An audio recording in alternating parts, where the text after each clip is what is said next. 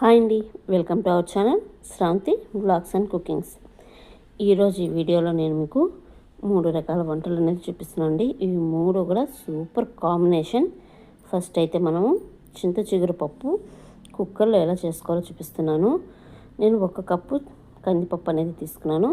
దానికి ఒక 20 రూపాయల వరకు చింత చిగురు అనేది తీసుకున్నాను. ఇంత క్వాంటిటీ అనేది అయితే వచ్చింది. దాంట్లోకి పెద్ద సైజు ఉల్లిపాయ ఒకటి, ఒక 5-6 పచ్చిమిరపకాయలు చిన్న చిన్నవిగా కట్ చేసేసుకొని వేసేస్తాను. నేను డైరెక్ట్గా కుక్కర్లో అన్నీ కూడా వేసేస్తానండి. పసుపు, టేస్ట్కి తగ్గట్లుగా కారం, అలాగే టేస్ట్కి సరిపడేట్టుగా ఉప్పు, ఇవన్నీ కూడా ఒకటేసారి కుక్కర్లో వేసేసి తగినన్ని నీళ్లు పోసి కుక్కర్ విజిల్ వచ్చినప్పుడు బయటకు చిమ్మకుండా ఉండడానికి కొంచెం నూనె కూడా వేస్తున్నానండి. ఇవన్నీ కలిపేసేసి నీట్గా కుక్కర్ మీద మూత పెట్టేసేసి 2 నుంచి 3 విజిల్స్ రానిచ్చుకుంటే మనకి పప్పు అనేది పర్ఫెక్ట్గా కుక్ అయిపోతుంది. అందరూ అనుకుంటారు పప్పు ఉడికేదానికి ఉప్పు అవి వేస్తే ఉడకదు అనేసి. ఏమీ లేదండి, అన్నీ వేసి చూడండి, తప్పకుండా ఉడికిపోతుంది. చూసారు కదా, మీరు కుక్కర్ విజిల్ వచ్చినప్పుడు పప్పు అనేది కొంచెం కూడా బయటికి చిమ్మటమే లేదు. ఇలాగ నూనె వేసి ట్రై చేయండి, అస్సలు బయటికి రాకుండా నీట్గా పప్పు అనేది రెడీ అయిపోతుంది. పప్పు మరీ మెత్తగా పేస్ట్ లాగా కచ్చపచ్చగా కాకుండా నేను మీడియం ఫ్లేమ్లో 2 విజిల్స్ రానిచ్చేసేసి కుక్కర్ ఆఫ్ చేశానండి. ఇప్పుడు దాంట్లోకి పోపు అనేది వేసేస్తున్నాను. కొద్దిగా ఆయిల్ తీసుకొని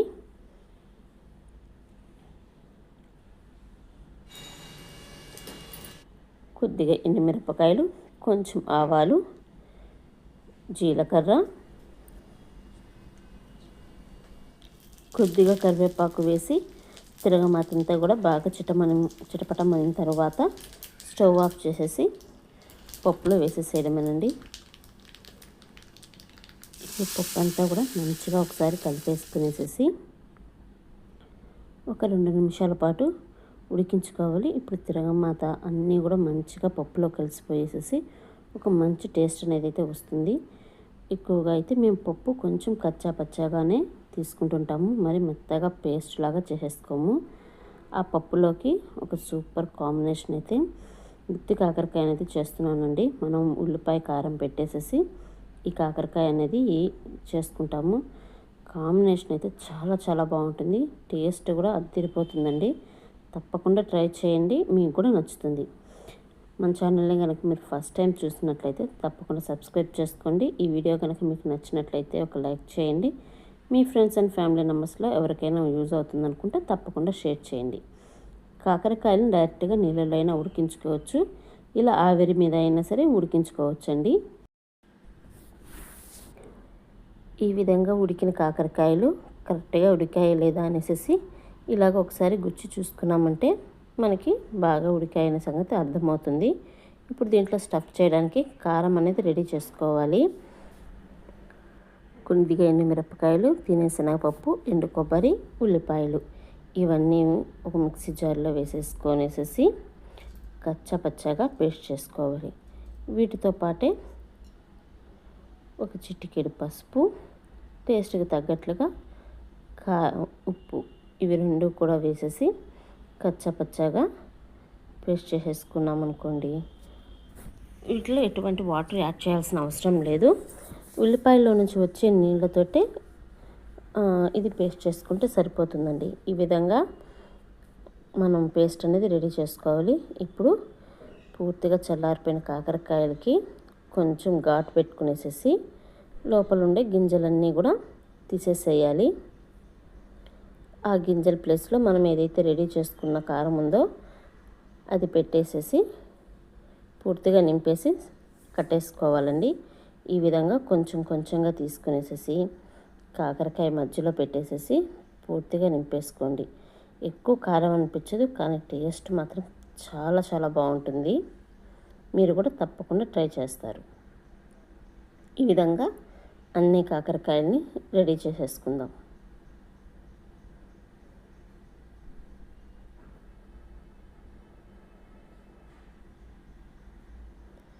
ఇలా రెడీ అయిపోయిన కాకరకాయలు ఏవైతే ఉన్నాయో వీటన్నిటిని కూడా మనము ఒక దారం తీసుకొనేసి లోపల ఉండే స్టఫ్ అది బయటికి రాకుండా దారంతో చుట్టేసుకోవాలండి.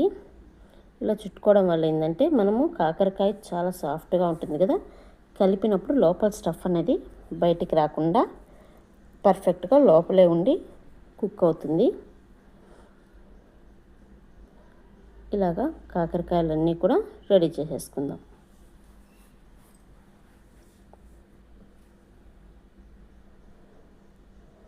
ఇప్పుడు ఇవన్నీ కూడా రెడీ అయిపోయాయి కదండి. వీటిని ఇప్పుడు మంచిగా ఫ్రై చేసుకుందాం. ఒక వెడల్పుగా ఉండే బాండలు ఒకటి తీసుకోండి. నూనె అయితే కొంచెం ఎక్కువగానే పడుతుంది. కొద్దిగా ఆవాలు, కొంచెం జీలకర్ర, పచ్చిశనగపప్పు, కొద్దిగా మినప్పప్పు, ఇవన్నీ కొంచెం ఫ్రై అయిన తర్వాత కొద్దిగా కరివేపాకు కూడా వేసుకునేసేసి మంచిగా ఫ్రై చేసుకోవాలండి. ఇలా ఫ్రై అయిన పోపులో మనం ముందుగా రెడీ చేసి పెట్టుకున్నటువంటి కాకరకాయ ఏదైతే ఉందో అవన్నీ ఒకదాని పక్కన ఒకటి ఇట్లాగా పేర్చుకోవాలి.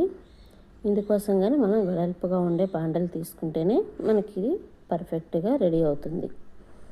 ఈ విధంగా అన్నీ కూడా అమర్చుకొనేసేసి ఫ్రై చేసేసేయాలండి. ఇవి కొంచెం కొంచెంగా టర్న్ చేసుకుంటూ కూడా మంచిగా ఫ్రై చేయాలి.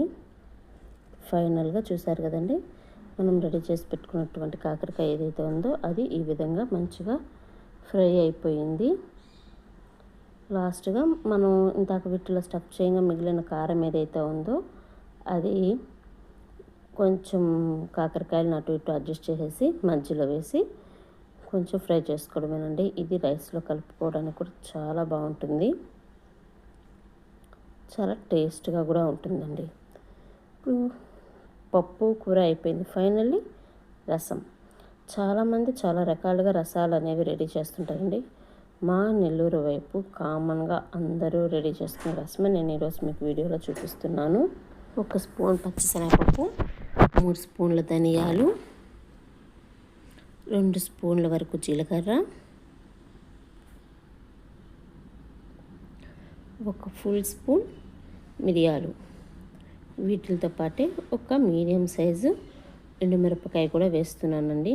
ఇవన్నీ వేసి కొంచెం బరకగా మిక్సీకి పట్టుకోవాలి.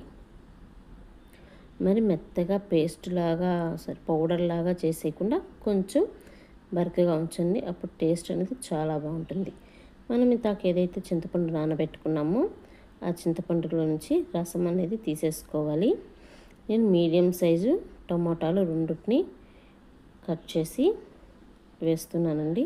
మనం రెడీ చేసుకున్నటువంటి రసం పొడి, అలాగే ఒక స్పూన్ ఉప్పు, ఒక చిటికెడంతా పసుపు, కొంచెం టేస్ట్ని బ్యాలెన్స్ చేయడం కోసంగా కొద్దిగా బెల్లం. ఖచ్చితంగా బెల్లం అనేది వేసుకోండి. అప్పుడే మనకి చింతపండు పులుపుని టమోటా పులుపుని కరెక్ట్గా బ్యాలెన్స్ చేస్తుంది. కొద్దిగా కొత్తిమీర, ఒక రెమ్మ కరివేపాకు, ఇవన్నీ వేసేసి మన చేతితోటి ఇట్లాగా బాగా నలిపేసేయాలండి. మనం ఎంత బాగా ప్రెషర్ పెట్టి పిసుకుతామో మనకి టేస్ట్ అనేది అంత బాగా వస్తుందన్నమాట.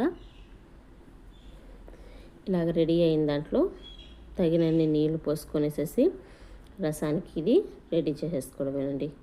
స్టవ్ ఆన్ చేసేసి రసం అనేది స్టవ్ మీద పెట్టి లో టు మీడియం ఫ్లేమ్లోనే కొంచెం ఎక్కువసేపు బాయిల్ చేయండి. అప్పుడు లోపల ఉండేవన్నీ కూడా బాగా ఉడుకుతాయి. ఇలాగా బాయిలింగ్ స్టేజ్ వచ్చినప్పుడు ఒక 2-3 నిమిషాలు మాత్రమే బాయిల్ చేసేసేసి స్టవ్ అనేది ఆఫ్ చేసేసేయండి. ఇంకా తిరగమాత అనేది కామనేనండి. ఆవాలు, జీలకర్ర, ఎండుమిరపకాయ, కొద్దిగా ఇంగువ, వీటితోటి పోపు పెట్టేయడమే. మన రసం అనేది రెడీ అయిపోయిందండి. ఈ విధంగా రసం పెట్టుకొని ట్రై చేసి చూడండి, చాలా బాగా నచ్చుతుంది. ఇంట్లో అందరి ఫేవరెట్ ఫుడ్ కూడా అయిపోతుంది.